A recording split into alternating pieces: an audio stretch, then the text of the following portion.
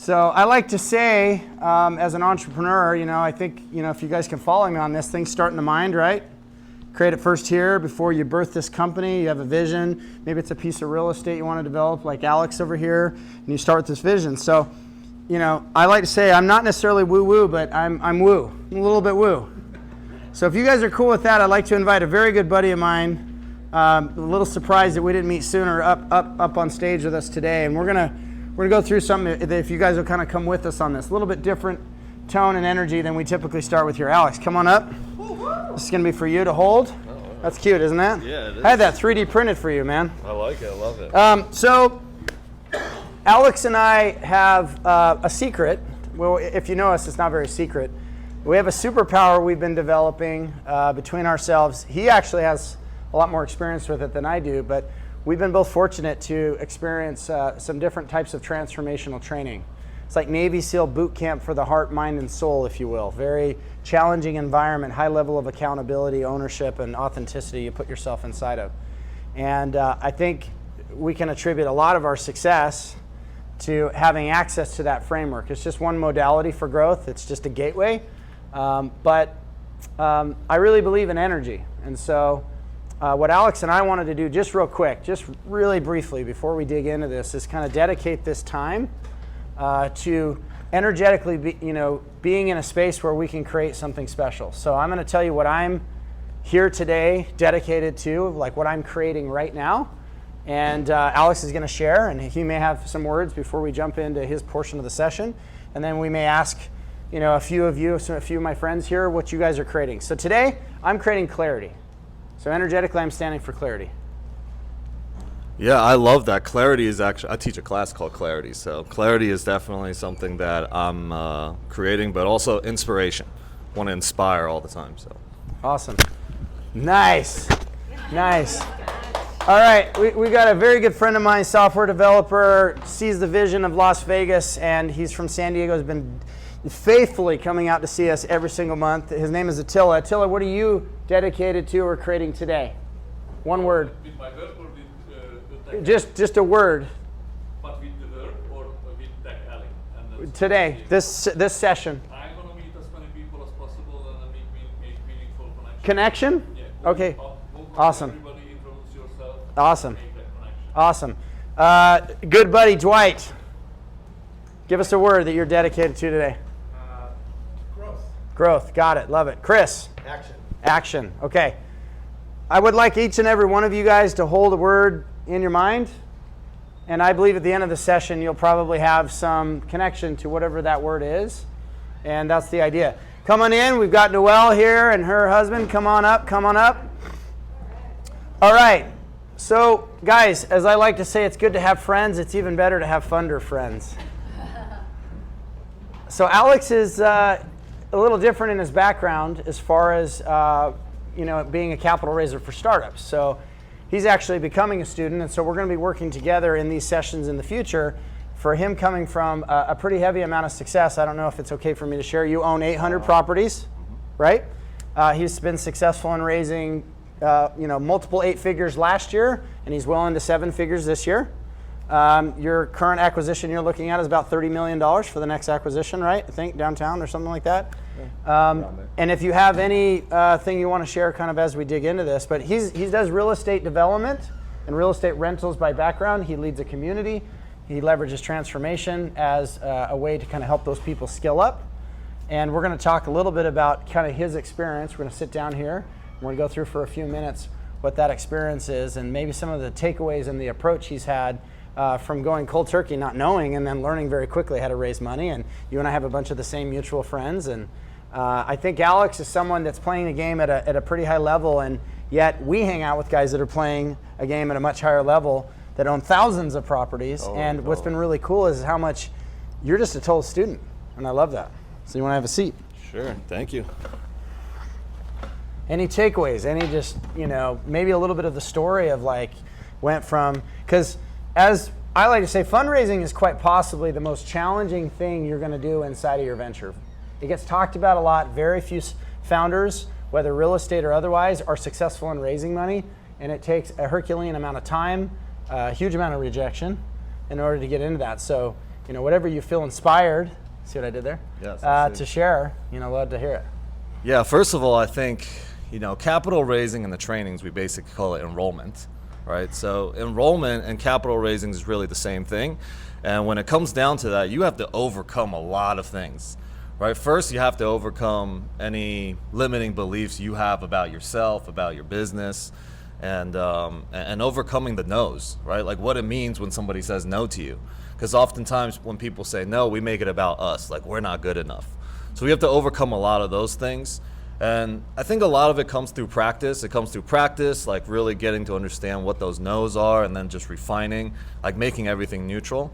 And capital raising and enrollment is happening only all the time in your life. So whether you like it or you don't like it, you're always doing it. Right? We're always selling ourselves no matter what we're doing. So I think, capital raising is extremely important if you just kind of call it enrollment. In my mastermind, we have a spiritual practice around it. We see it differently than just capital raising. And Dwayne and Chris definitely knows that. But yeah, that's kind of how I want to start. So let's talk about the rejection. Like, how many no's are we talking about here? How many no's? Let me count the no's. I can't. Like literally thousands. I mean, just this year, probably a couple thousand for one property that we're raising for. Couple thousand. Guys, couple thousand. We're for a Vegas startup, Dave Luff. He's got Deed Entertainment. They do immersive experiences. He's done all the largest music festivals in the world. He's done all the production for EDC, et cetera, and we're raising money for him. And we know that it's just it's a numerical equation of how many times do I tell the right narrative to the right audience over time. And I think the minimum number with a good audience of the right type of investors, it's 100. 100 pitches, 100 solid pitches. And that's minimum. That's like minimum. And here he is. You look at all these deals, you talk to different investors. Sometimes you find an investor and they have capital and they want to do the deal and you decide, oh, they're not a good fit. Mm-hmm. Like the rejection level is very, very high. Guys, this game, the capital game, is not for children. This is like the game for big boys and big girls. So something you guys definitely need to think about. You guys welcome in our stragglers here. I'm just messing with you. Any other thoughts you have on that? Yeah, I think, when you are raising capital and every time you get a no, it's important to shift the perspective around the no. Every time I get a no from somebody, I go right into curiosity. I don't make up stories. I'm like, okay, so why would this person say no? And it opens up a whole different conversation, right? Capital raising is really understanding what it is that your investor really wants. And as you start to understand those things, you can start to tweak your investment pitch, or you'll know that the next time you have something, this is a person you can go to. So I'm always like keeping track of notes, and this is why CRMs are extremely important, because you want to be able to track notes. What did this person say last time? What was our conversation? So a lot of these softwares and materials are important for, just overall success of capital raising. So one of the topics that we don't talk about enough here is what your way of being is as a founder and how you create. So as investors, we're looking for founders that we believe have that X factor, right? And we're investing in you. We're buying in you. That's really the main thing that we're looking for. Anybody that's going to allocate capital to you is just making a decision based on you. Mm-hmm. So one of the things I would like to get into before we add something to the mix here is the way that we show up and the work that we're willing to do on really processing and taking a close look at that I am the greatest variable that I have control over.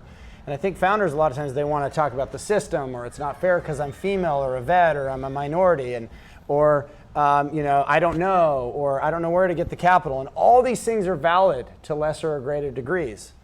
You have control over some of those things from an output perspective, but the main thing that you really control is the way that you show up and the energy by which you deliver a pitch, how prepared you are, and whether or not the audience actually believes you. And so one of the things I think would be really cool to just dig into in a further session with more depth is just this idea of like, how often do founders actually look at themselves and say, I'm the problem every single time, I'm also the solution. It's the trainings right here, guys. Right. Yeah, so this is one of the things that we've learned from our training experience. Is there anything that you kind of might give us as some takeaways as far as adjusting your pitch, understanding that literally people are betting on the jockey, not the horse? The jockey being the founder, the person that's doing the raising. And really looking at, well, I get the vibe these people don't believe me. They don't believe in me. What can I do to shift that? Is it that I needed to be more prepared? Was it that I need to know my numbers? Was it that it's just a mismatch? Was it that, frankly, I clearly have some work to do because this person thinks I'm not either a good tech founder, or that I don't have the right amount of experience in real estate, or that I don't know enough of the answers, right? There's that feedback loop. We can get all upset about it, get hurt, get whatever, or we can say, oh, okay, well, next time I won't make those mistakes because I'm going to show up a different way. Yeah. So Kurt is woo, but I'm definitely like woo times 10. Oh! Like I'm super into the energetics and who you're being and all of that. I'm super into it. If you guys follow me on Instagram or LinkedIn, like I talk about these types of things all the time. And, I'm not very experienced in the business acquisition and capital raising in that realm, but in the real estate side, it's very easy for me. But there's thousands of people out there doing the same thing. Thousands of people pitching their deals.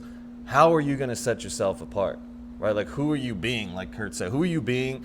The more authentic, more passionate, more energy you can bring to what you're doing, you got to first really believe it. You got to really believe what it is that you're bringing to the table and that it is going to be something that's going to create for the greater good. I think that's super important, that it's not just about the return on the money. It's like there's possibility in relationships. What is the bigger vision? The bigger the vision that you have, the more people can fit themselves into it. So part of capital raising for me, and when I'm raising on social media, things like that, I want to be as authentic as possible about myself, right? So people know who I am, right? I talk a lot about spirituality, about God, about faith and things like that. And a lot of people who have recently invested with me have said, I'm investing with you because of those talks. They know what I'm doing. They know what I'm raising for, but because I show some other part of me, which is who I'm being. Like who you're being, you can bring into every aspect of your life. It doesn't matter if it's an investment or, your relationship at home or on the basketball court, wherever you go, it's who you're being. And so the trainings has us always look inside that it's me, right? I was listening to a YouTube short and somebody was saying, what are some of the excuses of why you can't have what you want? And so they listed a whole bunch of things. And the one thing that was missing in all of those was me. There's no me included in there. And yeah, looking back at ourselves, I think that's important. So one of the things we do here at Who's Got My Money is try to switch up these sessions. So I know that there's a lot of conversation we typically have around the various types of capital that you've never ever even heard of that are available out there. And that's something that we definitely want to dive into whenever possible. All of these sessions are recorded. And so you can actually request to take a look at all of those where we dive into that. Today we're going to kind of do some things a little bit different. But before we move on, the thing I want to highlight here, guys, is you can ask, what do I need to do to raise capital so that I have it? So that kind of do have thing. But really, if you look at the greatest leaders in the history of the world, I'm a big reader. I read like 150 books a year. One of the things I've noticed is that there's a couple of similarities over time with any person that's aspired to greatness, male or female, what they've done. And we can get into some of what those things are, but one thing I will say for sure is that all of those individuals seem to be linked to some form of prayer, some form of meditation, some form of visualization.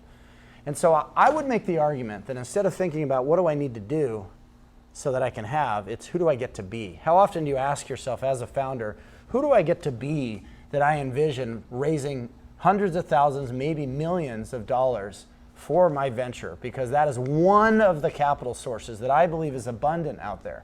So one of the things I want to help you guys to understand, in this market, yes, it has become different and potentially challenging to raise where it was a year ago or 2 years ago. Do not kid yourselves that the money is out there. Do not kid yourselves that billions of dollars are raised every single day. And money is flowing through the VCs, through the angels, and they're actually the minority of the money that's out there. They're 3% of the money that's out there. So if you're only raising from traditional sources, we have this concept where we talk about sponsored capital, where you find these sources through private equity, through family office, or through the Fortune 2000, where they will write you checks that don't show up as debt or don't show up as equity. Now that alone, we could spend a couple of hours on. Wrap your head around that. It's not equity. They're not taking ownership in your business. It's not debt. It's not a loan. You're not paying it back. If it's not that, what is it? It's revenue into your company. Who do you need to be in order to have a relationship with capital sources where they'll say, I want the outcome that you can produce for me so much that I will actually write you a check and I don't need equity in your business because I want the outcome. And some of these individuals, these decision makers, they're not living the life you're living. They're managing hundreds of millions, billions, and even tens of billions, sometimes hundreds of billions of dollars. I just spent the weekend with some of these individuals. They have built entire cities. So to them, they're like, think big, think in possibility, what's an outcome? And believe me, Kurt, we'll make sure that those resources are available for you to build this venture ecosystem here in Las Vegas. All right, so moving on, we've got another friend we're going to add to the mix. Miss Sammy, come on up here. You're going to rock and roll with Alex and I. And here's what we're going to do. We're going to share this mic between Alex and I, and you're going to clip this on you. Oh, fun. Okay, she's going to Q&A us on some capital stuff, and Alex and I are going to respond, both from a more traditional kind of real estate perspective and from an alternative perspective for startups and ventures. Oh, okay, this will be fun. And Sammy is one of the few people that dumbs down the business of numbers. And guys, investors want to understand numbers. And most of you guys probably don't have a strong financial plan. I'm probably not close enough to a mic. Strong financial plan in your mix. So she's going to help you with that. So that's why she's here today. You can tell us really quick a little bit about you from a context perspective, and then we'll dive in. Sure, so contextually, I spent 10 years selling my soul to corporate for what I thought was money. And at the end of it, I realized that we all own our own narratives. And the narrative I wanted to have was that I was looking for knowledge. I worked my butt off to be in the rooms that give me insight into how corporations build their strategies and build their successful companies. That their small percentages of their very big budgets are very strategically allocated to grow their businesses. When we build our own businesses, if you spend 1% of your annual budget on something, you're not building an entire ROI model for it. But in corporate, they are. And so when I think about raising capital, I think about the data-driven story that you have to tell in order for your customers, your fans, and your investors to understand what it is you're doing and why it's so meaningful for them to be a part of that journey. Awesome. All right. All right. What do you got for us? This is going to be super fun because it's two very different parts of funding. And I'm really curious to hear like the different perspectives of this. I will also share that my one word for today was also connection. Thanks, Attila.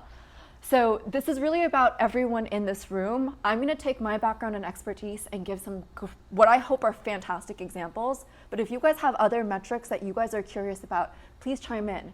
Because the conversation that I want to have is there's a lot of startup founders here who aren't able to walk up to an investor and say, here's the revenue I generated, please invest in me. So how can we have that conversation a different way?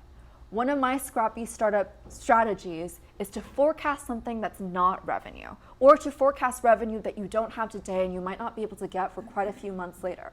What I would love to do is I'd love to share some of these metrics with you two and have you tell me if there's a scale of 1 to 10 where 10 is revenue you've already gotten and is money in your hands today, how much do you value these other alternative metrics of showcasing that you have traction and growth in your company? So the first one that I'll start with is if you've been out there collecting emails and you have this large email mailing list, how do you react to that and say, wow, you have 5,000 email people, you have 10,000 email people. How close to revenue does that feel? That is actually more important to me than the revenue itself, because you can always retarget these people, and it takes you have to be really focused to nurture and curate and create that list. Now, I'm going to look into, is this list bought or was this list opted in from something that you've offered? Right, so that's something that I will look at in terms of that. But if it was something that people opted in based on your lead magnets, things like that, I mean, that is more important to me than the actual revenue. Now, guys, I want you to recognize that a real estate guy who's extremely data-driven, that looks at the numbers to say, is this property buyable based on the numbers, which we don't often have in tech companies, is telling you he still prioritizes lists. Also, I always like to call out biases when they're there so you know where we're coming from, because we all have biases. You got two community builders here, so of course we're going to be like super pro lists. Yeah. So I will just tell you this. You want to write a book, you need to have a list. You want to sell a product, you need to have a list. You want to do content and be an influencer, list matters more than the actual product that you think you want to sell, because the list and the feedback in that list, or those 100 first tries like we talk about, like I can always tell when a founder has actually talked to 100 clients and when they actually haven't. I can tell when they're like, it's very much just an idea that they haven't been willing to go get rejected 100 times and know what their offer needs to be. Because if an offer doesn't move, either the offer sucks or it's the wrong audience, right? So my response as just a very deeply committed community builder, where I look at return on relationship, not just ROI, we talk about ROR all the time, is that list is absolutely critical, because that determines the level of success you can have out of the blocks. In fact, there's many groups, especially if you're in SaaS, software as a service, where you build a software technology that has a monthly subscription, where your entire business is based on the community you can build. And what is a list? It's a level of community. I say level of community because you can have a list that isn't really, really engaged, and you can have a list that's highly engaged. I really believe that what takes it from a list or a group or a crowd to an actual community is the level of engagement that you have, the level of interaction, the level of connection. Like, Attila and I are not just friends, he drags me to concerts, right? We're not just working on an ecosystem together, we go and hang out, right? So there's a level of engagement and connection there it's a little bit different. So I will say, it also depends on the product. How connected is that community to the product? And I will also say I would prefer to have a founder has a list and has distribution and has a clear way of getting to distribution, either B2C, business to consumer, or B2B, business to business, or B2E, business to enterprise, or even B2G, business to government, right? So your business model depends a lot on what's the audience and vice versa, back and forth. This is super phenomenal, and I really appreciate it, because you guys have also teed up for the second part of this, You're which welcome. I'm just going to jump right into it. Because we talked about data-driven storytelling, and that was actually what my talk was on last time. I'm happy to share the YouTube link with anyone who's interested. But they've already started sharing that it's not just the number that matters, it's the story behind that number. So Kurt was talking about engagement, and so I'm just going to jump into it, and let's talk about a couple different types of lists and communities and what engagement numbers would matter for those. If we're talking about email lists, the open rate and how you got that email list, those are some of the things that we've already chatted about. What are other metrics here that would make this really powerful, potentially even more so than saying I've made some small amount of revenue today? So one thought I just had is you guys heard of Product Hunt? Any of you guys that are technology people like I am, Product Hunt started in San Francisco.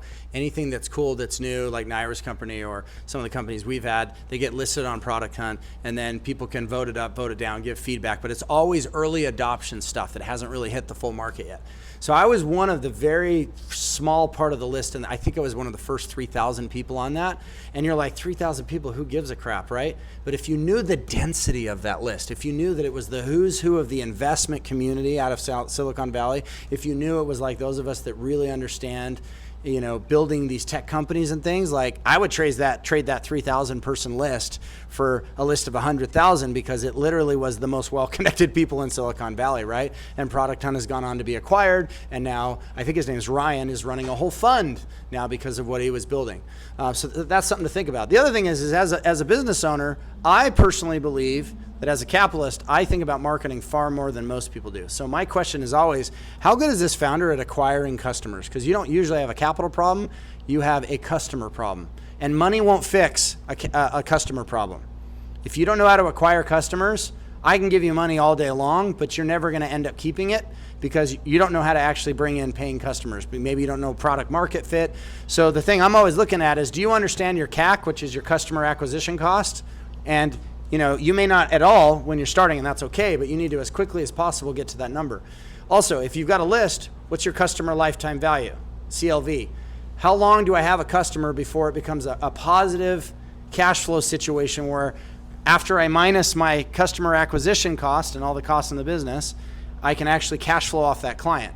So if you're building a software company, very often, as you and I know, right, you'll be negative cash flow. We just spent $700 to acquire the client. How many months till we're net positive revenue, right? And that's the game you play when you're in the subscription business.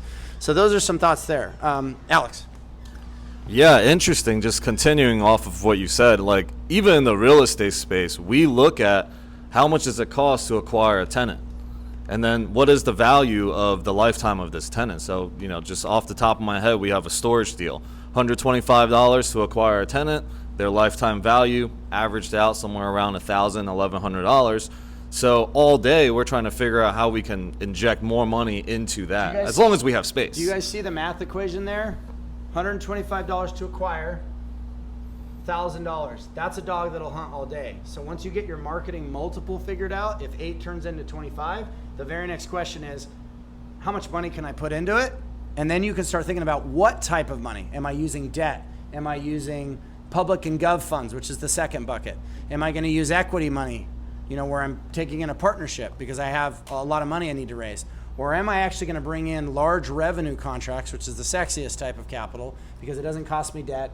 I don't have to do a bunch of paperwork that take forever with the government or the state, and I'm not giving away equity in my company. Having revenue in your business fixes a lot of problems, because one of the things that founders don't think about that's coming into view, especially with traditional venture sources for capital, is they don't have a business model. You never really thought about how we're actually going to make money. And it's interesting that, again, even inside of different products in real estate, right, there's a business model, right? So maybe you can talk about that real quick as far as how you do the numbers.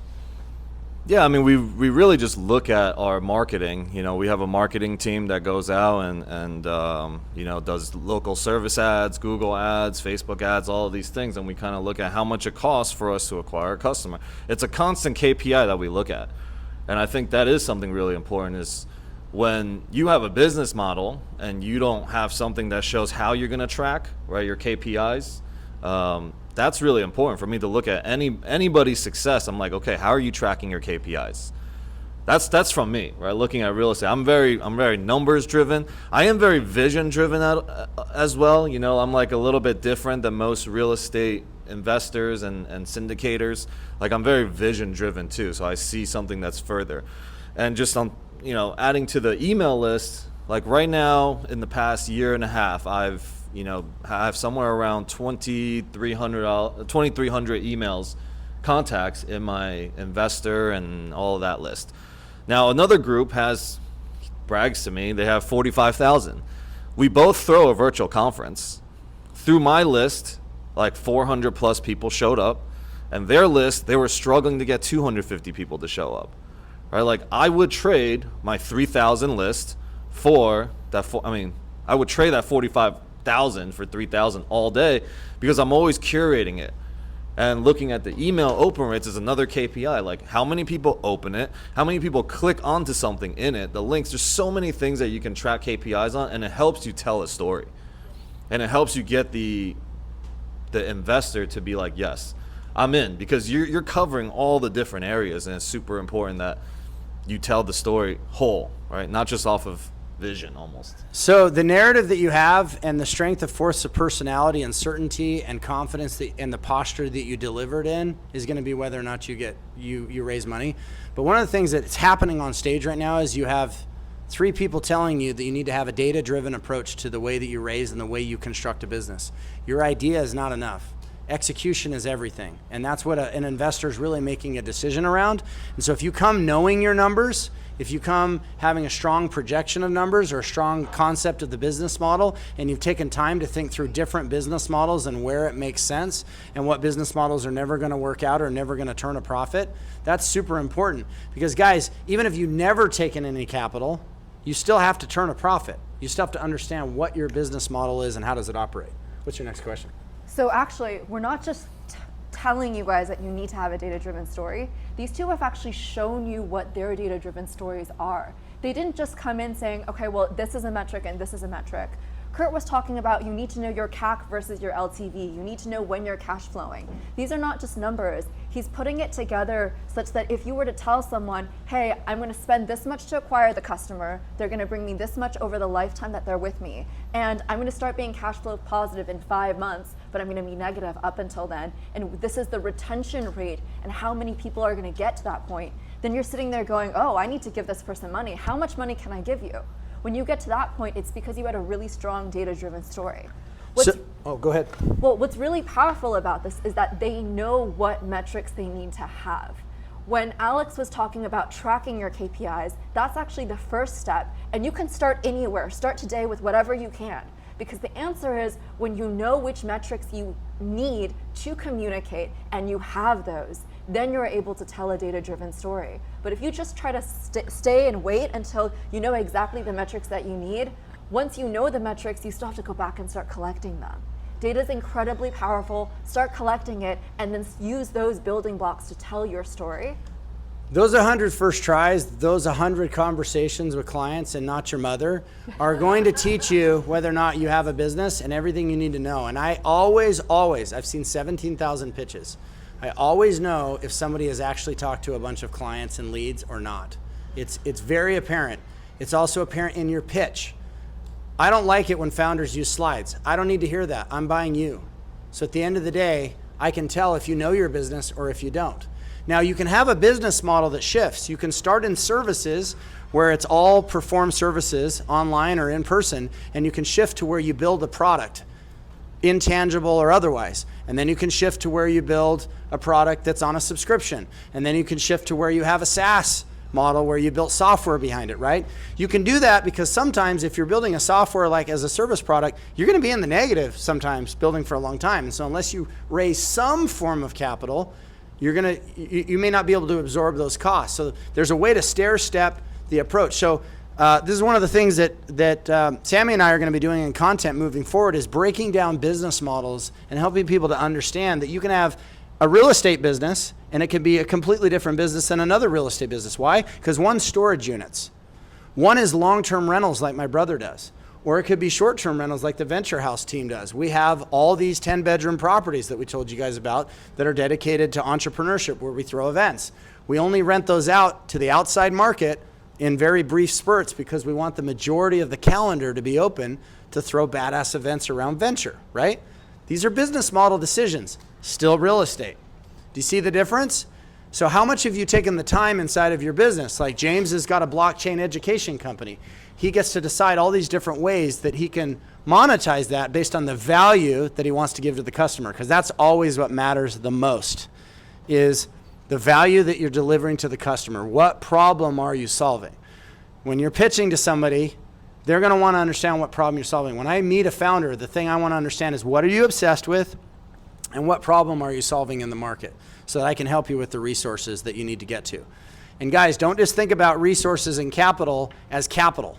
We've got my friend Lauren Anderson over here. She's an expert in recruiting. She's a minority, venture-backed recruiting and staffing firm here in Las Vegas. There's different ways to run her business. She understands her numbers. She also does angel investing herself, right? Yeah. So guess what?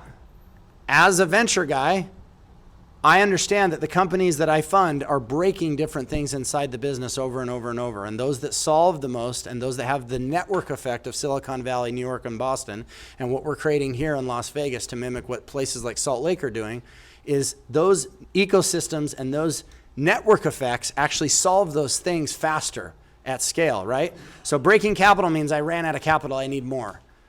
The faster a business grows, the more the insatiable need for cash that it has. The faster a company moves, it breaks its servers. We have too many clients. We don't have enough fulfillment for that. That's breaking your data capital, right? That's your marketing. Hey, our sales team's not keeping up with all the leads we have. Well, I have a company that we funded in the electric vehicle space that doesn't actually keep up with its sales. It's a good problem to have. Most of you guys have the opposite problem. You don't have enough clients and customers, right? That's a breaking of data capital. Where Lauren comes into the mix is the most important thing in the business, where this whole conversation started, is how you show up energetically in your business. You're always raising capital, you're always selling and marketing, and you're always recruiting. And what Lauren represents is the human capital that makes these companies great. What makes Silicon Valley the best in the world at what it does, and we're going to give them a run for their money in the next 5 years. You just watch. We've got some good stuff coming up. And Silicon Valley's starting to slip a little, is their access to talent and knowledge and skill set and experience. So what Lauren understands, and what I've gotten a front row seat to see, is I'll fund a company and then I'll find out that their marketing sucks. Their acquisition is horrible. They don't understand how to get clients, and then their team is horrible. But also, things can break in your human capital that aren't bad. It's just like, hey, we hired a COO at 30, and now we're at 250, and there's a different person. Like when Netflix, I've studied all these companies. When Netflix started, they had a certain person running all of their ops person. And then they got to a different place. They had somebody else, right? And then they had to really define the culture that they were building as they got to the point where the CEO couldn't keep everybody's name straight, right? So these are things that you have to factor in when you're building a company. You're not just on the hunt for capital resources. So your ability to fundraise is your most important skill set and sell, as a CEO in your company, but you must understand how to acquire clients and you must understand how to recruit. And you guys can hang out with Lauren and I at any of her events, and I'm telling you guys, the competition for recruiting is so fierce. You guys can't even imagine what JP Morgan Chase churns through just to get the best talent. The money that they're willing to spend with people like Lauren to find the best people in real time when they need it, it's crazy. So when you guys think about your teams and your companies, it's teams that win championships, not just star founders. If you look at a great founder that builds an amazing company, like why did Uber become bigger than Lyft? Well, we can get into all the stuff. Lyft was actually first. Lyft is laughing their way to the bank, but Uber has clearly got more market share. I would argue, whether we like their tactics or not, that Uber did a better job in executing and probably had a stronger team. They certainly had a lot more capital inflow coming in. Sorry, I know that was a tangent. What do you got for us? Well, actually, you touched on a lot of really phenomenal points, and again, all data-driven stories, right? He's tying all of these things together. If we could close with one example in the community space before I jump over to revenue, because we will do all of those numbers as well, I would love if you two, I'll actually tell you the example I would love to hear from each of you. I think that besides email marketing, there are other ways that we want to acquire customers and build communities. Kurt happens to be an expert in a specific type of social media. LinkedIn is one of his superpowers, and we all leverage social media, email marketing, community building to some extent. Alex has built multiple communities using social media, but also other community building tools. And if you could just share with this group here the data-driven story behind your community and how you leverage it, how you would communicate that to someone else, an investor, a fan, or a customer, to say, this is why my business is going to be successful, I think that would be really helpful for people here to see the value of that story. Yeah, so as you're sharing that, what I'm imagining in my mind, and I see this all the time, is I have me in the middle, and then there's circles around me. On the very outside circle is people that are just finding out what my Instagram tag is. Alex Lovely, so Loveli, feel free to follow. That's the very top of my funnel. Everybody gets to see who I am. What I put onto Instagram and my social media is telling a story of me, right? I'll talk about real estate, talk about me going to the gym, I'll talk about faith. I just want to get everybody to get a piece of story of who Alex is. Then there's always call to actions. Hey, go to my link in my profile, join my Monday free call. You don't like the Monday free call? It's Thursday free call, Saturday free call, Wednesday free call, Sunday free call. I'm opting people into different things that I'm doing. That's more inner circle, right? So it goes outside, it's just anybody. Then it goes specifically to real estate. Then it goes to spirituality. And I'm inviting people deeper and deeper in. Now, of course, I use Mighty Networks also to build a community in there. And that space is something that I'm creating now. Also, I run a very close circle of paid mastermind mentorship. These are people that are committed. I know they're super committed. How many people can I get to the closest circle? I think that is really going to determine my influence and what I can do out there, because every single person in that circle will vouch for me, will share the things that I share, and will bring other investors in. Every single person there, I think of them as 10 people. And I'm always growing, I'm always moving people in. So it's down the funnel or kind of closer into my circle. And if I can jump in on that, what's amazing about that is we get to see Alex at the end. We get to see the results he's achieved, and that's why we look up to him and say, this is amazing, this is awesome, I want to do the same. But if he were to come to us at the beginning, before he has all of these results, if you were to come to him and show him your numbers for the items that he just talked about, he would say, oh, I see where you're going because I did the same. I believe in you before you get the results. So we don't have to sit here talking about, I can't get funding today, I can't get developers today, so I don't have a product today. You get to focus on what you can do today, because you could start offering free calls now. You could start getting Instagram engagement now. And then when you hear about what Kurt does and how he does these things, he's also at the end. He also has all of the results. But we can do all of the other things. When you don't have a product and when you don't have capital, you can still do something today. Yeah, last thing that I want to share to that is, every single person opens up so many new doors for you. Like meeting Kurt, we didn't really talk about business or anything. We talked about the trainings, right? Somehow that brought us together. We talked for 2 hours. I canceled all my calls after we had our call, and we were going for, it's a 15-minute call that we set up. And I canceled all of them. We talked for 2 hours. And then I show up to all of his events. Now like our communities are merging. And it's really beautiful when you guys start to create that type of synergy, which I'm sure a lot of you guys have experienced just by being in the space. It's the synergies between every single person and that love connection, or the not freaky love connection or something, whatever that was. I love it because that is, every time I see somebody, I'm like, what can we do together here, right? Like there's something that everyone is a gift. And if I see it that way, that's what I project and I bring into the space. Collaborative capital. Yes, that. I mean, they got a lot of terms for all these things. I'm super simple, so I'm here to learn also as they're sharing about, all these other metrics that they're measuring. I'm like, oh man, real estate is so freaking simple.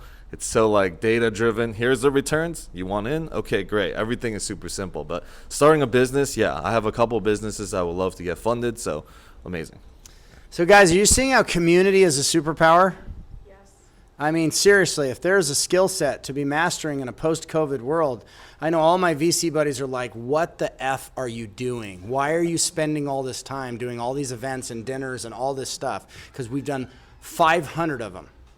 And they're like, I don't get it. What's the ROR? And I'm like, what's the RO? They said, what's the ROI? And I'm like, what's the ROR, baby? What's the return on relationship? And so now that it's post-COVID, we look like geniuses. And we control the top of the funnel because we're building the community. Now, what can community look like for you as a founder is 30 people, 20 people. And look, it doesn't have to be some formal community. It can be 20 people, 30 people, 40 people where you run the water cooler that they hang out around. And maybe it's around email marketing. Maybe it's around some area of expertise. And then you can learn what your offer, what your product, what your service actually gets to become, what it can be now, what it gets to be in the future. Even if it's just a consulting business in the beginning. That's where funding started for me with startup funding, was I would take on some consulting. And if I had any idea of the challenge I was taking on of getting banks to fund startups using loans, I would not have said yes, because it took 5 years. I guess I like to do hard things. So that's just something to think about, guys. Like one of the major trends that I want to support people thinking about is founders building the skill set of community. If you think about the greatest leaders in the history of the world have always been the most enrolling community builders that we have. Mother Teresa, Gandhi, right? Muhammad, Tony Robbins, Jesus, whoever it is. Okay, you have one more question? I do have one more, and hopefully we have time for people to chat as well, but we can always come find us one-on-one after. The last one is I'm going to pull all of this community and all of this lead gen and all of this ability to build your customers, fans, and investors, and I'm going to pull it into the world of revenue. Because ultimately what I do with financial models is I'm forecasting the future. If you work with any large corporation, they already know what their targets are for next month. They already know how much revenue is going to come in. And at the end of the month, they're going to reconcile what they actually made against what they were planning to make. So we as small businesses and startup founders can also do that. I'm going to give you two examples, and I would love to hear your feedback. If there's one that's more powerful than the other, I believe that both of them are more powerful than sitting around saying, I'll get revenue when I have capital. But that's so lazy, by the way, guys. But the two thoughts are this. If I'm going to forecast my financials for the future and I come up with some multi-million, maybe even billion-dollar sales and valuation for my company, that's not very powerful in and of itself. What could I do today to make it more powerful, to make it more accurate, to make my customers, fans, and investors believe in me? I'm going to talk about two versions of a pilot program. The first one is doing exactly the same pilot, but at a much smaller scale. If I can say I'm going to do a 3-month program that is a pilot, and my goal is to have a 200% growth in my community every single month for 3 months, so I can prove to you that I've done it, that I can do this. What does that make you feel about me as a founder? That's version 1. And by the way, great investors that kind of have their eye on a founder, they love the updates. You say, I'm going to do this. Hey, 3 months later, I'm checking in. Hey, Lauren, I know that you haven't stroked me an angel check yet. You don't say that out loud, by the way, just so we're clear. But I just want to give you an update on what I'm doing. And that now Lauren says to herself, oh, this person followed up with me. They value the relationship with me. They're playing the long term, and always, always, always play the long term, guys. The investment community is incredibly small. I have a company that I funded that did not necessarily conduct themselves the way that they could have in our community here. And guess who I got phone calls from? Other investors when it came to the next round. Well, I had to be honest, right, about what went down. So now that's probably going to create some problems for them that they created for themselves by not having integrity.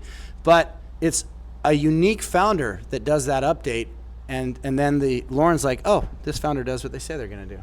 They're in action in a sea of wannabes and wantrepreneurs that say they'd like to do something but aren't deeply committed to it. There's a difference between I'd like to and I must and I have to and I'm obsessed. And we can tell when you're obsessed. So if version 1 is focused around, it could be community, it could be revenue, but it's doing exactly what you plan on doing later. I'm going to generate, maybe you're on Facebook and you're saying, I have a community that's 100 to start. I'm targeting 100 in month 1. And then in month 2, I'm going to grow that to be 200. And in month 3, I'm going to make that 400. And you execute against it. You forecast that out much, much further and say, this is going to be why I make $1 million of sales in year 1. If that's option 1, doing it exactly the way you plan to do it in the future. And option 2 is saying, well, I can't do it exactly the way I want to do it in the future. Maybe I'm going to build a technology platform that costs millions of dollars to do anyways. And I'm saying that's just not an option for me until I get funding. But what I can do is I can do an alternate version of that. I'm going to do a manual version. I'm going to take the service that I'm actually planning to provide, and instead of doing it on a technology platform, I'm going to do it myself. I'm going to do it with a team of human beings. I'm going to solve this problem because that's what I ultimately believe needs to be solved is the problem. And instead of waiting until I have the technology platform, I'm going to do some alternate version of it. But I'm going to show you that customers, fans, and investors today want this. I'm going to bring some amount of revenue in, not for the product that I want to build in the future, but for the version of it that I can have right now. How do you feel about these? I'm going to give you guys a really strong statement. That's the only person that gets funded. Yeah. End of story. End of story. I'm ready to Why? fund whatever that Why? Because guys, do you think we could build a service around funding startups using credit vehicles from banks without doing it manually to where we knew it? Like there's a computer in my head now. I can underwrite the living crap out of a founder because I've done it. Done the applications, done the stacking, done the everything. I freaking know it. I know it inside and out. VCs can argue with me. You can't fund startups through debt. I'm like, want to bet? I've done it thousands of times, right? So I'm going to tell you right now, that's the only founder that gets funded. It's never perfect. Talk to any rock star, freaking Led Zeppelin, Beatles. They're like, oh, there's so many things we could have done better in the recording. But the recording is the recording that we have. And it did the job. Done is better than perfect. All of you guys need to very seriously listen to what she's saying. I'm building a technology platform to reimagine the way that you approach capital raising and to automate the fundraising process. It is going to be iterative, which is a fancy word for it's going to continue to evolve to get to where I know I can get it, where we can get it, and what it can actually do, but that's not where it starts today. And guess what, guys? It came from me going back and being a student, even though I've been in capital for 18 years, and said, okay, this is clearly not working. This country club of capital where we chase down all these venture cap guys that aren't even the people that have the majority of the money in the first place and are really just brokers for the people that are LPs, limited partners that wrote them the checks, I should just go direct to them. And in doing that, I realized, oh my gosh, there's a lot more going on here as far as capital stack. There's a lot more going on as far as the sequence of capital that I need over time of different capital types. I had to do it manually to really understand it before I could automate it. And then we got to move on after this. Geez, yeah, I've, usually in spaces when I'm asked to speak or on panels, podcasts, whatever, I feel like I'm expert in the space, but sitting here, I really feel like I'm having a hard time keeping up with them, which is pretty awesome sitting here being a student like Kurt was just sharing. But, I think in real estate, it's just it's just black and white, right? And in this space, it's completely different. And I feel like, with businesses that I want to start, like this is something that has to be there. But I want to bring back to what I started with, which is you have to truly believe in yourself, like what you're capable of doing. When we were outside, who's the owner here? Jim McCoy? Jim McCoy was talking about raising $100,000 in 100 days. And he says, 180 days and whatever days, he wants to raise 100K. Last year in November, I also made the same goal. I said I'm going to raise $100,000 in 30 days. And, it was because of all the things I've done, I could tell there's some problems I get to solve. People are asking me, hey, do you do one-on-one coaching for real estate? And I'm like, no, I don't really have the time to do that. I was like, really easy. I'm just going to take 10 people, $10,000 a piece on a journey to learn multifamily, invest, become a general partner, all of that. 40 people signed up immediately. I ended up having to raise the price. 25 more people signed those. 65 people since November joined, paying $10,000 to $15,000 to be a part of that. You see how flexible he was in getting to the goal, getting to the vision? Airbnb made cereal. They sold cereal to keep themselves alive during the time that then became Airbnb. You see that? Like a founder's like, I'm going to get it done. I'm open to how I need to get there. And that path looks like a straight line in our dreams, but it's really this thing that's like all over the place and then ends up. Yeah, but just truly believing in what you got, in the community that you've created, and solving problems. Once you truly believe that you can do that, you're going to speak in a way to other people that they're going to be like, I don't even know what you're saying, but I like it. I'm in. Right? Whatever she was saying, I didn't really understand all of it, but I was like, yeah, I need her. Whatever she's doing, if she's got a product, I'm buying. If she's got a company, I'm investing. Right? Just from what she was saying really enrolled me. So again, I mean, I don't know how 100% it is in that space, but if I was just somebody that was funding a business, this is what I'm looking at. She didn't need a pitch deck. She didn't need a slide, anything like that. She was just sharing some of her knowledge, and I'm in. All right, we're going to switch it up here, guys. We got to stay up here. Naira, come join us up here. Okay, I want everybody. Oh, that's not working. Just come have a seat. Come have a seat right here. Right here. That's not going to work. They were attached. They're not attached now. Look at that. When you want something done right, have a woman do it, right? All right, so by a raise of hands, how many of you guys have raised $500,000 in the last year? That's you, Alex. Okay. How many of you guys have raised $1 million in the last year? How many of you guys have raised $5 million in the last year? How many of you guys have raised 8 figures in the last year? How many of you guys have raised multiple 8 figures in the last year? All right. The point of this is that Naira's got a really cool story. Being that she's Ecuadorian, I'm kidding. I thought she was from Ecuador. I think I just wanted her to be from South America. She's actually from Israel. I mean, they're really close though. I mean, I was really close on that. Anyway, what's really cool is they've raised over $6 million for their women-led, minority-led venture. I'm going to let her tell you a little bit about what she's building, and then we're going to kind of dig into some of her experiences, some of her takeaways in the time that we have left. Does that sound good, guys? Yeah. Awesome. All right, tell us about you. Tell us about what you're building. Hi. So my name is Naira again, and I am the co-founder and co-CEO of Cytex. And Cytex is consumer insight technology that helps companies of all sizes to understand what their customers want through the products they put out in the market, how they position them, and the features and services they're building. Our startup is venture-backed. And we are on year 7, okay? It didn't happen overnight. So we're entering year 7. Up to now, to be exact, we raised $7.8 million. And we sort of surpassed the 5 million in revenue, okay? Which makes the valuation of the company what? So the last time we raised, which was at half of the revenue, was at 20 million. We're gearing up for the next raise, which is going to be at 10 million, and we'll see how the negotiations go. But roughly, the valuation will be? We are aiming for anywhere between 40 to 50. So it all sounds good, right? Now, here is our story. I went through this journey where I raised, I put my own money and my co-founder's money. So I always say, if I have any advice in terms of like what got us to where we're at today, it really takes guts.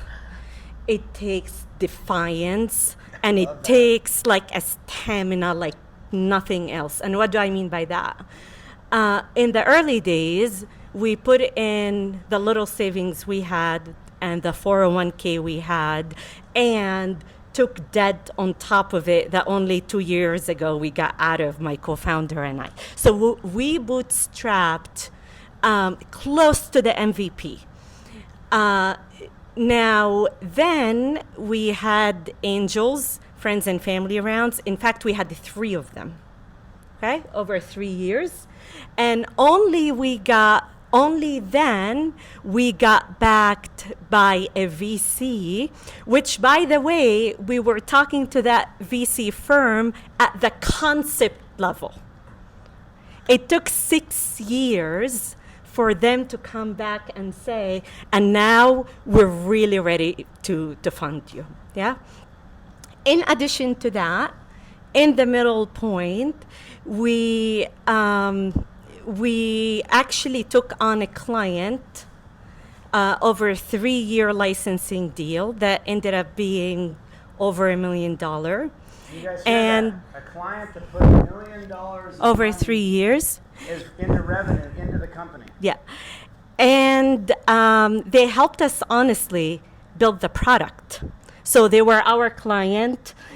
They helped us build the product, and we of course got the revenue from that. And it's sort of been interesting. So listening to the conversation here, in the early days when we just thought we were just getting to the MVP and we just got our first client, our actually technology couldn't deliver on what the client wanted. Now, interestingly enough, they just cared about the outcome. They're like, we just want it at this date, and we want this output. And if you can do it with your technology, great. And we're like, yeah, we can. And then my co-founder and a couple of others like looked around. We're like, actually, no, our technology cannot do it. And so funny story, we actually went to our competitors, the ones that we were trying to disrupt, used their technology, delivered for the client, and got the cash. So when talking about like You never thought of that one before. no, just like listening to you, I was like, yeah, we've done that. It wasn't only just like, oh, the technology cannot deliver on it. We're gonna do just manual service, and we're like, and actually, we're gonna be using our competitors' technology. I think when I sort of say it takes guts. I mean, we were in the early days over and over and again so many times of not having any cash left, like nothing, right? And you're like, how are we gonna live? How are we gonna survive? And you just have to continuously figure it out. When I say it takes defiance, I mean, talk about rejection, it becomes almost like the expectation that everybody is going to tell you why your baby is ugly and it's never going to make it, right? And so like that becomes the expectation. And so you enter each conversation with fundraising expecting that the interaction is going to be about crushing your dream and why your technology is not going to work and why is it not going to scale and how everything you're doing is wrong. Now, the interesting part about this, you actually don't have the data points to support it and say, no, I think you don't have the data points. And so reality, and day in and day out, you're trying to build up the technology and nothing is working or very little is working. And you have to wake up every single day with a very short memory and say, okay, it's another day, right? It's another day and we're going to work on it again and again. And that's been the journey. And so like the defiance in this, I think, is to almost like defy the reality that is in front of you. Like you have to. Because if you're building towards a vision and a bigger vision, the vast majority of the time in the early days, the technology is not going to work the way you want it to work. It's not going to deliver on what your vision is going to deliver, and everybody around you is telling you your baby is ugly, right? And so to have that sense of defiance of like, I know it's not right now what it could be, but I know we can get there. The other component of this, in the sort of early days when we were raising, we were told like, you need to build what you want to build. to go after, in our space, 5 technologies where we're going to solve for the fragmentation in each one of them by automating and by streamlining and by scaling to non-experts. We were told, you're crazy. You need to fundraise $50 million actually to build what you want to build. Heard that over and over and over and over again. We went a little bit of a different path where we said, maybe ultimately we need to fundraise the 50 million, but cash is king and customer cash is king. And so we actually went after customers and people who wanted to work with us and companies that wanted to work with us, and with them build sort of the larger vision. We're today 6 years in, and I am so proud. Well, we're entering 7 actually. I'm so proud to say nobody from our internal team has left the company, the startup. Everybody who started is still there with us. And in addition, thank you. That's amazing. In addition to that, our churn is really, really, really small. It's at like 1.9. And in fact, many times the reason we had that, it was because the company shut down, there is financial distress. And so we really had that like obsession with our customers and making sure that we wake up every single day being obsessed with how do we improve the solution that we're currently providing them. Like that is what we all do on multiple fronts. And I'll just add to this and say, if you were to even go on G2 and like put our company Cytex and see like the reviews, you'll see people constantly saying incredible technology, in phenomenal team. And I would venture and say the customer-facing team, the customer success, customer service, are as important, if not more important, than your technology throughout the journey. And so what ends up happening many times when people leave companies and go to another company, they say, let's call up Cytex, right? Because, and so that's been part of the reason we've been sort of able to expand across our customers. Actually, around 20% of our business is repeat business referrals from other businesses. You ready to be really vulnerable? Please. Okay, so I did a check-in with her a couple of days ago, and I said, how are things going? Yeah. And you said? I said there are things that are going phenomenal, and then things that are going really bad. And then I asked Kurt, I was like, well, in the startup world, does that equal out? And he said, well, it depends on like what your problems are. And so what, sorry? I don't, it equals normal, yeah. and so what I said in terms of where we're at today, so we had this ambitious goal to grow triple digits the way we've been growing historically. And 2023 brought some challenges. And part of the challenges is that we're seeing contractions with SMBs and SMEs, right? In terms of, and that has an impact on us in terms of the usage and the revenue that is getting generated. And so that is the challenge, right? Like, is that we're not growing at the rate we want it to grow at in terms of like our really hard goal. And we're a bunch of executors, and we always want to exceed what we said we were going to do. And so that's a challenge. And part of it, quite frankly, is out of our control, right? Like it's like the economy, the environment we're in.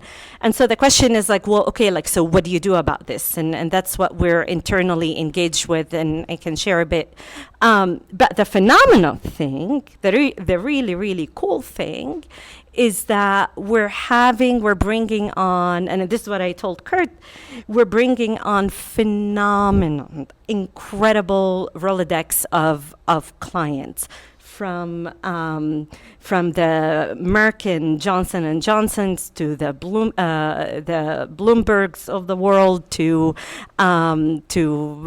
you name it, to Microsoft and everybody in between of companies you've all heard of, and we're seeing the adoption and the increase in usage, and so I think it's constantly a little bit of a roller coaster drive. And anybody who tells you it's not a roller coaster drive, then they either don't know what they're talking about or they're lying to you. It's like one of the two options.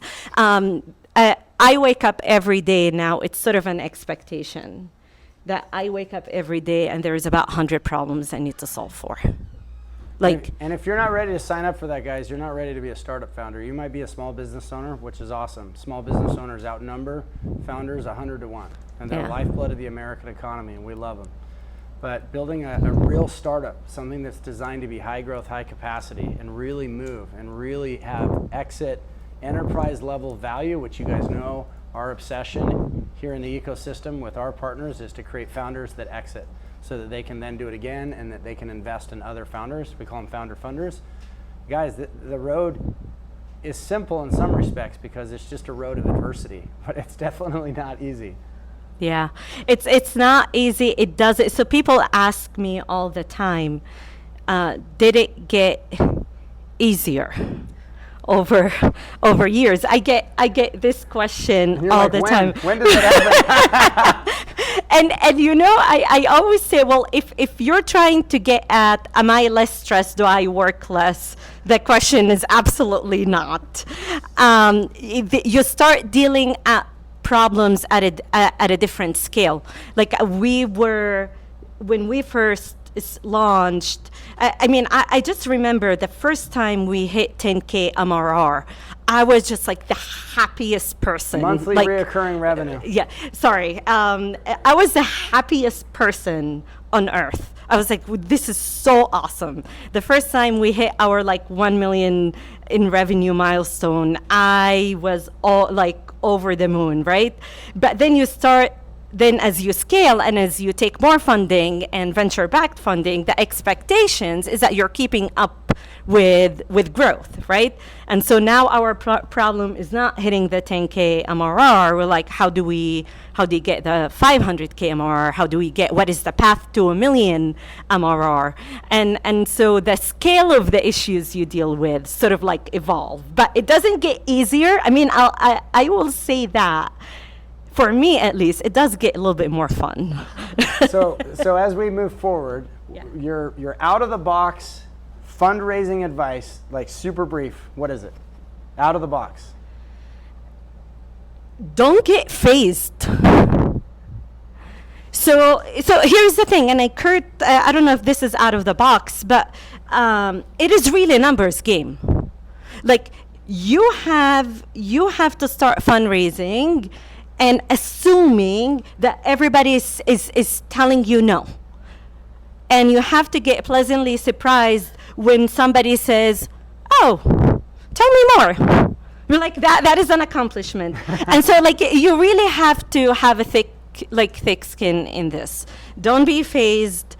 Just go at it. It's numbers game. I don't know how many times I got rejected, thousands of times, and thousands. And it is just part of the game, and your assumption have to be, as a founder, has to be reversed. I think sometimes we're a little bit misled to think that we're going to build something and the world is going to be excited about it and everybody is going to be excited about it. When it comes to fundraising, I think it should be the assumption as a co-founder is if you want to keep your sanity, you have to reverse it. The assumption is nobody is excited about it. Everybody wants to tell you how ugly it is. Everybody wants to kill it. And you have to go at it enough times to find the one person. And you only need one. That's right. And then that's the it. next one, and the next one. Awesome. Sammy, what about you? Oh, what are we saying? The one thing that you've learned just in your path and your journey over that would be out of the box fundraising advice in closing. Oh, this is very strange fundraising advice, but it's basically, I'm not going to say don't fundraise, but I'm going to say fundraise differently. As she mentioned, your customers are your first investors, but the only person who invests more than your first customers do is you. And so you are your first investor. Tell that data-driven story to yourself. Then tell that data-driven story to your first customers. If you can't win those two groups over, you're not gonna get to investors. And frankly, you don't need them. When you get to a point where, I'll say this, my favorite type of founder is the type of founder who builds a financial model with me, looks at it and says, I don't want investment right now. I'm going to bring my company so much revenue by myself. I'm going to grow it to $1 million by myself. And then investors can come invest in me at a much higher valuation. I'm not giving anything up right now because it's not worth it to me. That's the type of fundraising that I really believe in. Absolutely.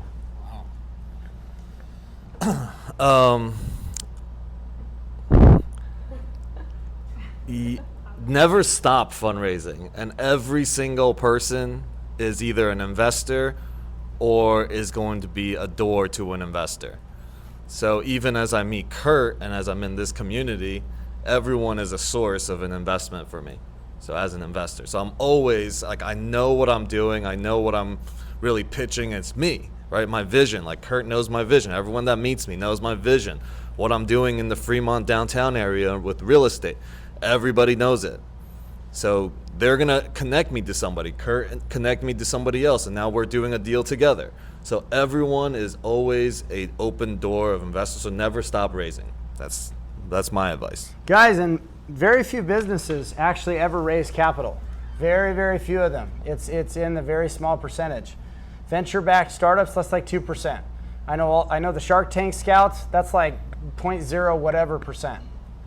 So you guys have to really kind of be willing until such a time as we have the software and the technology up and running where you can experience it. And instead of us telling you, we get to show you how this stuff works, where you start seeing capital get stacked and sequenced in real time and over time automatically, or as one of my founders like to say, automagically. Then it's on you to really learn how to capitalize your company.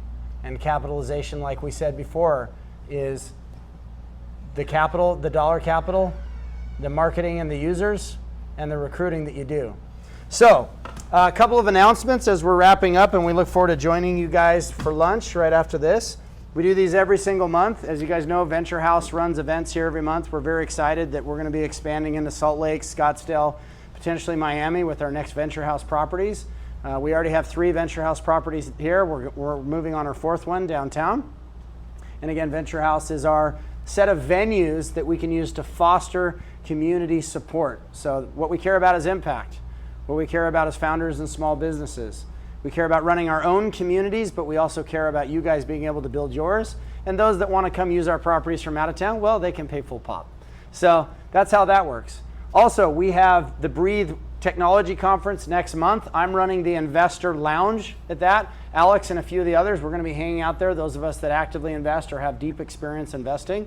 So you may get the opportunity to have a private pitch or private opportunity to do Q&A with some of those individuals. We're running a Who's Got My Money panel during that event, and then also we have Tech Alley on the 16th that week as well. And then I'm also running the poolside pitch. These have been very, very, very popular. And this is an opportunity for you guys as a Nevada, born startup to come and pitch to VCs. We also will have a process. Guys, pitching is the end of the sequence. It starts with understanding market validation for your idea and your concept, product market fit. Do you even understand fundraising fluency? Are you actually paying attention to, I write about capital every single day on LinkedIn. Don't come to me with questions if you haven't read all of the stuff that I'm writing, because I'm literally giving you a roadmap of how this stuff works. All the stuff that took me 20 years to learn. Raising funds, investing in companies, bootstrapping companies, studying and talking to the largest companies in the world. I don't just have theories. This is fact. This is history. I'm a history person. I study the living crap out of this. I'm as obsessed with capital and fundraising as you are in whatever your product or service is. There's always something more to learn. I study the transactions. How did Spotify get to where it was? What was the story with Uber? How did WeWork do what it did with such an idiot as a founder, right? These are the things that I'm really, really obsessed with. These are the things to look at. So we have a poolside pitch, and what I was explaining to you is that we have a number of things that I think it's a disservice for you to think you should just go out and pitch. There's things you need to be prepared with first, and so these are things we're going to be working on with the Built By community and with Venture House and all these different communities that we have, so that you guys, when you come to somebody, you're fundraising fluent. You know how to have a discovery session. I was with a bunch of investor guys that have built entire cities over the weekend. I could have pitched them for stuff. I didn't need to, because then that puts me here and them here. Instead, we were walking around viewing properties as peers. They understood that I helped to bring the canvas that we're now going to paint something really beautiful on. There didn't need to be conversations about money. We're breaking bread together. We're talking about visions. We're talking about how we can create a world-class venture capital community here and a venture ecosystem here. I want to turn this into the capital of capital. And so that's something that where you've got to really be fundraising fluent to understand that. Also, I believe that there's a kung fu behind pitching, and you need to understand that, pitch kung fu, before you actually start to go pitching. Now, all of this is to say, one of the things I love about Sammy is what can you do today? Not about building your company in the future, but building it right now. So it's not to say don't be pitching. It just means actually start pitching, but make sure that you understand that there's a bunch of other things that go into pitching. So we have a bunch of online things that you guys can join every single week to come practice pitching in front of investors, blah, blah, blah. But the goal should not be, oh my gosh, I'm really mad because this person didn't fund me. And oh my gosh, I met Kurt, I talked to him for 2 seconds and now I'm hounding him for investors. That's not how it works. Build relationships, play the long term. You never know if like Lauren or somebody else that's in the room is actually going to open up a door to you, because maybe it's not a fit for them. Or maybe that's not the vertical that they invest in. Have you done your homework? You're talking to some famous author, but you haven't even bothered to read their stuff. And then you're asking them questions, right? Cool. Do you guys have any questions in the last few minutes that we have? Super succinct. Any questions so far? And I know the content today was radically different than what we typically do here, but that's because we like to switch it up. Attila. Kurt is educating us like month after month, and he always talks about how many different types of fundings there are. And then for you, Alex, my question is like you hinted what you actually do, what type of real estate you're in. I thought like you multi-family, I don't know, commercial, residential. So what is the specific segment that you are in? And then how did you actually do funding for your company when you started? And how much that changed now that you're on a larger scale? Yeah, I think He's asking if there's a difference in the capital stack as it began and as it is now, and if they're using a different capital type. Yeah, definitely. So when you're starting, I mean, for me, I'm in multifamily, I'm in storage, now we're going to be in hotels, I've been in land, all sorts of stuff in real estate. But in the beginning, it's going to be friends and family, connections of friends and family. And as it grows, you're going to be in spaces like this, then it's going to be a whole bunch of strangers, and then things just happen, right? And then now it's more moving towards who's going to write the $20 million check, right? Now it's a different level of investors. We're looking to how do we get yeses from institutions? How do we get yeses from teacher pensions, from G&E? Do you guys see how the capital type is shifting in this conversation that he's outlining this, right? And the terms shift, the conversations shift, the level of experience has to shift, the confidence, the excellence, the preparation that Alex has shifts, right? You're writing that hit song before you go to do the greatest hits. I say this all the time. Founders are like, I'm working on 20 businesses. Okay, you're not committed to any of these. As an investor, I'm concerned. Which one are you like, I'm burning the ships at the shore. There's nowhere else to go. There's nowhere to run. There's nowhere to hide. I'm going to build this thing if it kills me. That's what an investor wants to know, because they're investing money. In some cases, they're investing other people's money, which is something they should be losing sleep over, because they could go to jail if they don't do that right. But do you guys see that shift? You can't think of capital as this singular thing, and there's no perfect capital type. We talk about sponsored capital all the time. That's great. It doesn't mean I'm telling you don't go and get angel money or don't go get VC money. It's to be aware of your options so that you know how to stack them and when to use the different capital types. She brought in friends and family money and then brought in debt and then had to pay off the debt. And then maybe in the time in the future, she'll realize that a portion of the product inside the business, they could fund that initiative using a specific type of debt. Mm-hmm. And I know this starts to get complicated, but guys, grow up. You're entrepreneurs. I personally believe that most people call themselves entrepreneurs and they're small business owners. They're not willing to do the work required to go on this journey. It is a very, very, very tough journey. There's a reason why we get to make hundreds of millions of dollars, and more importantly, get to change millions of lives. It's a math equation. You want to be a billionaire? Serve 1 million people. Try to be a billionaire. Sorry, try to serve 1 million people and not become a billionaire. That's how it works. Can I chime in on that? Yes, please clap for that. That's fantastic. So what I want to share on that is, up until about 2 months ago, I viewed myself as a small business owner. And the reason for that is because I ultimately run a service-based consulting company, which is not scalable. And then I sat down with Kurt and he said, you need to be a technology platform. And I fought him on this. I sat down with myself and I said, where is it coming from within me that I don't want to do this? And the answer is, it's really hard. It's so hard that the management consulting companies I worked for didn't serve small business owners and startup founders. They said, that's a lot of effort to put in. It's a lot of time because that's ultimately a service-based company. And we can make a lot more money working with 7- and 8-figure contracts at much larger organizations. I left that because I want to help these businesses. I think that these 99% of businesses need more help and are going to do amazing things with it, but I can't do that all by myself. And so I sat down and I said, okay, so I do have to be a technology company. I will be a startup founder and I will be an entrepreneur. I need to go and find out how I make a product that's going to go take this data-driven storytelling and not just educate people with it, but also give them the execution power, because that's ultimately what management consulting is. See the shift in the value she just told you guys about? See how powerful that is? To go from Sammy's personal attention into a client to now a company serving tons of clients, and all the things that have to shift in the business model in order to get there. You guys see that? Super important to understand this. And this is what Alex said earlier. The bigger the vision you have, the more people you can fit into it. When we choose to create startups, it's because we choose to serve many, many more people than we could if we weren't a startup. Anyone else? All right, guys. We're going to keep doing more of this every single month. These recordings are available. This is Alex Love-Lee. Give you a round of applause, please. This is Sammy Lee. And this is Naira. Tell them your last name. No, I think you heard me. Naira Musallam. So Okay. It's all good. Thank you. And I'll make sure that their links get posted in the video.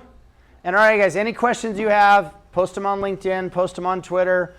Follow up with us, do the homework, and we'll see you guys next month. And we'll see you at the pitch on the river in Reno and the poolside pitch here in Vegas next month. All right.